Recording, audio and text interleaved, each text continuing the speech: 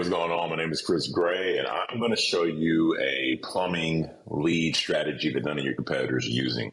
Again, my name is Chris Gray. I co-own a marketing consulting agency. We've helped a lot of plumbers make a lot of money. My goal is to make sure that you're not getting screwed over when it comes to your marketing. So here's how I developed this strategy. We had a client who wasn't getting any leads, and their marketing company said things were slow, and they were right. Things were slow. There was low search volume. I completely get it. It's hard to drink when it is not raining. I get that. However, the marketing company had no plan in place when their client got slow. So enter me. I asked them about the plan. The client said they didn't have a plan. So I gave them the strategy I'm about to give you. And once they implemented the strategy, and it took a few months, but then it got slow again after a few months. And once it got slow again, well, guess what helped them get a fair amount of leads? The strategy I'm about to show you is a strategy that nobody uses. So let me show you how it works. All right, so here's a strategy that I'm going to show you. I really like this because nobody's doing it. You need to create a Facebook group for your company, but not really for your company. This is what I mean. So for those who don't know, you have Facebook pages and you have Facebook groups. So we're looking at cars. So this right here, if I click on cars, this Cars the movie, but it's their Facebook page. And if you go down here to the left, you see my little yellow thing. You go over here, it goes to the left, and you see all these pages on cars, hot cars. All right, those are pages. Then you also have groups. Let me move my lovely image over here. Groups, and these are Facebook groups, right? Very different from a page. Page kind of just advertises information or posts information, whereas a group, you have people in there talking about cars or whatever else they're into. People will usually join a group of a niche that they're into.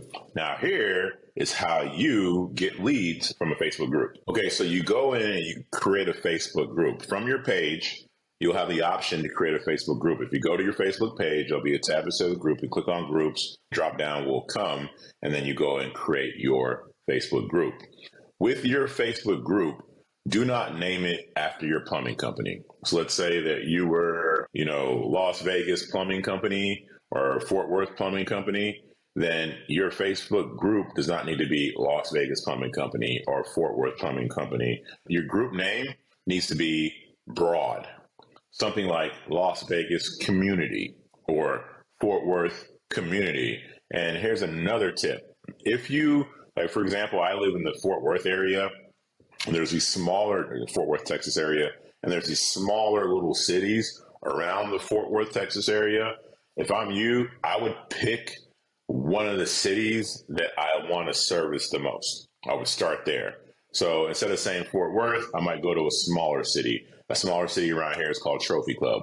So instead of Fort Worth community, which is huge, it's kind of hard to have a community with a city that massive. But if you're in Trophy Club, that's more of a community. That's smaller. It's more personal. So now that Facebook group would be Trophy Club Community. There's another city around here called Keller. It could be Keller Community. But the more granular the city, the better. And just start with the city that you'd want to get the most work out of.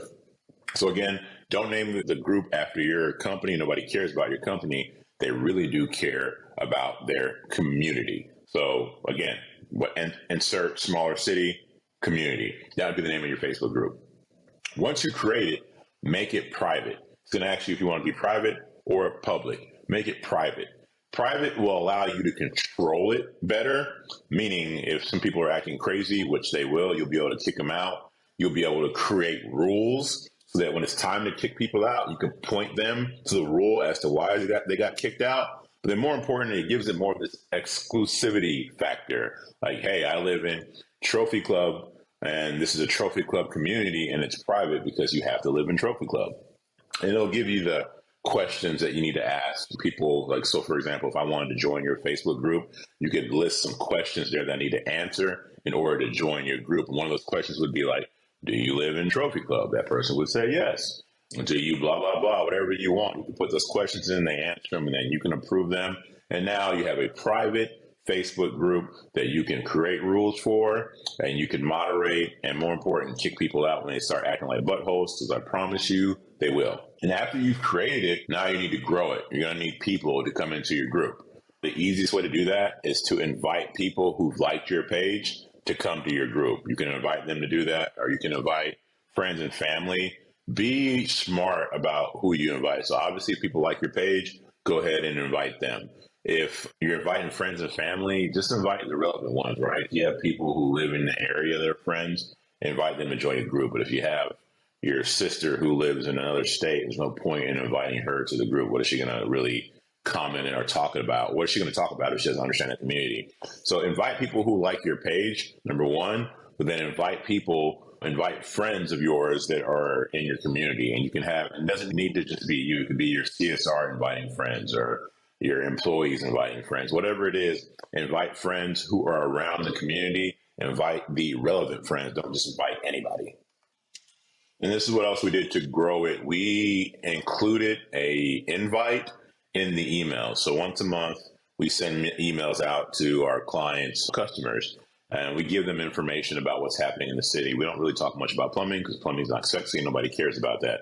Hence why your Facebook group is about the community and not about your plumbing service. Nobody cares about what's happening with your plumbing company. They care about the community. So any which way, what we did was we put the little Facebook link at the bottom of each email. So we were inviting people. We give them, send out the email, tell them what's happening in their city, talk about some cool stuff. And at the bottom, we invited everybody who got an email. We invited them to join the Facebook group. That helped. Also on websites, our clients' websites, there's, you'll have the social media icons. It'll be Twitter, Facebook, Instagram, those little social media icons you'll see on websites.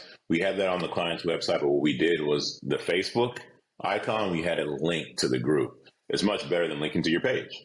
We had that Facebook icon linked to the group. So if anybody went to the page and they clicked on it, it went to every single page. Also, we had it as an opt-in at the bottom of the website. So an opt-in means like if they were scrolling and they, for some reason, were just looking through that company's website, at the very bottom it would say, join our Facebook group. And people could join the Facebook group from there. And then what really helped is that you can run Facebook ads, which is a totally different video, but you can run Facebook ads that have relevant information about what's happening in your community and invite people to join your group to get more information like that. So again, that's what we did. We found some of the best information happening in that city.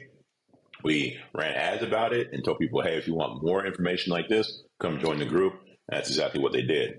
And let's say that you are doing all that and your group's not growing, or you don't have time to do all that and grow your group. You don't have the resources. Well, if you have the money, here's something you can do that nobody else is doing. You can just go buy a Facebook group. If there's a community group in a city that you want, let's say there's Trophy Club community group, which there is, you go there and you say, hey, admin, I want to buy your community group. And they'll say, and chances are they'll be like, oh, okay.